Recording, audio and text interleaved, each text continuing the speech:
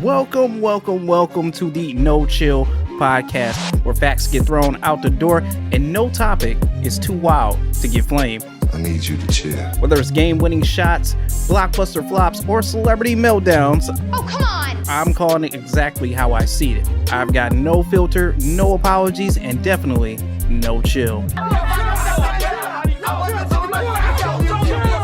Let's get reckless. Alright, so let's get started. Every year the Met Gala happens and we're exposed to how crazy this fashion world has truly gotten. Look, no offense to some of the outfits, some of them actually look pretty sharp. They're very beautiful, well put together outfits for some. Others, I truly wonder if you actually like what you're wearing, or is that check clouding your judgment? Look, for the right price, hell, I'll wear damn near about anything, but at a certain point you have to realize, I'll just look fucking ridiculous. Look, a lot of the outfits look like you lost a bet at a fantasy football league or something, so now you're stuck wearing this all night. It's the one night where millionaires dress like they picked their clothes in the dark. You got people showing up like Marvel villain rejects, rappers looking like outer space bellhops, and outfits screaming that your stylist truly does hate you. I'm serious. On top of that, there's even a theme for all these Mad Hatter parties. I believe one year's theme was actually Garden of Time. So what, you just throw oversized flowers on top of your head and boom, call it fashion. The Met Gala is fashion Hunger Games. For the most outrageous way you can look, the better chances you have at surviving the night. What's even crazy is that we only get to see outside of the venue. No one knows what happens inside. And for some of us, we will never get to know that as well either. And also, they probably don't want us releasing anything that does happen inside this venue as well. Truly, when everyone gets in there and sits down, I guarantee you they're all laughing at each other while they're handing over the check to the Metropolitan Museum of Arts. I'll be open to admit I don't know fashion. I will admit that. But I know whatever you're wearing at the Met Gala is not fashion. I'm sorry. Look, I said it before, for the right price, I'll wear damn near anything. But at a certain point, it's not worth looking ridiculous. Alright, so all the NFL schedules have been released, as well as the Lions. And a lot of these teams that the Lions are facing, teams have taken shots at them at their little release videos that they've come out with. So I figured, what the hell? Why should I be left out on all the fun of this? So this is my Lions schedule release video. Before you come at me, chill, relax. They're all jokes. Calm down, people. We play the Packers week 1 and again on Thanksgiving, with Packers fans still believing Jordan Love is the chosen one, while they're still secretly fantasized about the Rodgers era. Relax, let it go. It's over with. I don't know what's worse, that your number one fan is actually more popular than your team, or that you'll be crying while eating turkey this year on Thanksgiving. Next up, we play the Bears in week 2 and to end their season as well, which that game is to be determined, because I think the NFL is trying to play the pity card with them and try not to put them on TV to embarrass them anymore. Bears fans have always wanted to talk about legacy when they stay biting off everyone's leftovers. It's cool, you can have them, we don't need them anymore. We head to Baltimore for week 3 and Lamar Jackson is an electric quarterback. It just sucks his electricity goes out during the postseason. I mean, Edgar Allan Poe did write about tragedies, and your postseason is definitely one of them. Baltimore should probably start paying their electric bill instead of paying for running backs they barely use during their games. The Cleveland Browns are our next opponent, which I can't talk bad about the Browns. Hell, they're still trying to clean up the mess Deshaun Watson left on all their footballs. All I know is that it's sticky, and yet someone got paid a lot of money to take 1,000 of those shots to the face for popularity and a new record. Moving on, we're in Cincinnati for week 5 playing the Bengals. And you know what?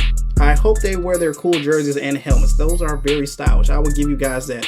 And hopefully, Joe Burrow won't have to worry about getting a phone call in the middle of the game from his maid/side piece that his place is getting broken into. Week 6, we head to Kansas City, which, let's be honest, Flannel is probably already pitching the tent in his pants that Jared Goff and Patrick Mahomes are sharing the field together. Look, whoever comes out on top that night, just know that Flannel's wife will be a very happy woman. The Bucs roll into town on Monday for Monday Night Football, but unfortunately they left Tom Brady with them, so you're stuck with Baker Mayfield. Look, he's not a bad option, and I will say, Baker, if your football career doesn't work out for you, you got a real good shot at having a nice acting career. I mean, all those progressive commercials trying to sell fans a dream you can never deliver, it's got to help out somewhere, right? There's a bye in week 8 and the Lions come back to play the Vikings the following week and also on Christmas Day. Thanks a lot, NFL. Couldn't give us one holiday off. Look, the Vikings are so allergic to playoff success, they should probably keep an EpiPen on deck at all times. And don't tell me you can't afford it, because as much jewelry as Jetta is wearing around on the field right now, I know you got it in your pocket. The Lions roll on to the Commanders, which I'm hoping from last season was just a bit of beginner's luck for Jaden Daniels. Here's hoping that your sophomore slump hits harder than the pieces of your stadium falling apart. The Lions are in Philly for week 11, and if it's one thing you can count on from them is that they're going to push more tush than that last cheesecake they're trying to sell to you during closing time. Congrats, you've made rugby legal in football. I don't know who fell harder, your fans on those grease light poles or the lack of connections your QB has to his wide receiver 1. The Lions somehow have a game with the Giants, which I think Maz was literally the first person in line to buy tickets for this game. I don't know why. And I don't think he realized that Eli is no longer playing. This game will be so boring, I'm sorry, but Hendon Hooker will probably have 300 passing yards by the time this game finishes. Jerry Jones has to come to Ford Field for Thursday Night Football, and he's going to hate it. I know it. And I wonder by week 14 if they're still them boys. I mean, we know they're not America's team because, let's be honest, why would America want to keep taking L's like this year after year? The only thing bigger than Jerry Jones' ego and his wallet is that empty trophy case he's made in AT&T Stadium. It's week 15 and the Lions head to the West Coast to face the Rams. And yes, we are still booing them kids. I've never seen one team give away every draft pick for one championship only to turn around and tell their fans, hey, we're good for a while, right? But you know what? You did find a new fan in one Miss London Tipton, though. Or as she's better known in most of her movies as Cute Girl Number 2 with high ponytail. And finally, the Steelers in week 16, which once again, Mike Tomlin will not allow having a losing season. I don't know if it's his coaching intensity or his stare down that has players scared to go back in the huddle. I swear that man hasn't blinked in like 17 years. Look, this man's game plan from week to week is just off the vibes. Look, your titles aren't terrible, your offense just is.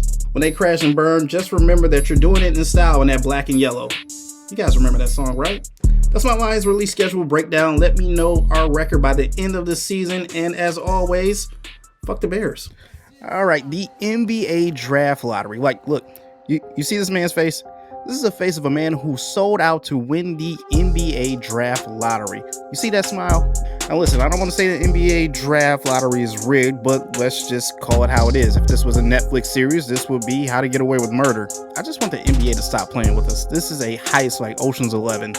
Every year they hold this lottery in a secret room with no phones or cameras. Just some dudes in suits acting like they're decoding missile launching secrets. The Hornets could have a 99.9% chance of getting the number 1 pick, but somehow end up drafting a dude whose college highlights are a handful of layups and who's done a podcast interview. NBA, you can't think we're this stupid for us to believe that a team with a less than 2% chance gets the number 1 pick just somehow, someway got lucky. Bro, I've seen less suspicious rigged carnival games. Hell, the Shedeur Sanders prank phone call was more believable than this. You just can't expect for me to believe these odds. I mean, this is the same league that had a ref fixing games yet no one knew, and somehow we just trust the lottery system. Like, it's cool, it works. NBA, if you really want to be transparent with everyone, do the selection live on TV, not from a secret hidden room somewhere. Hell, you can even throw Stephen A. Smith in there to yell at the balls as soon as they come out. How do you do that? How do you do that? What the hell is going on?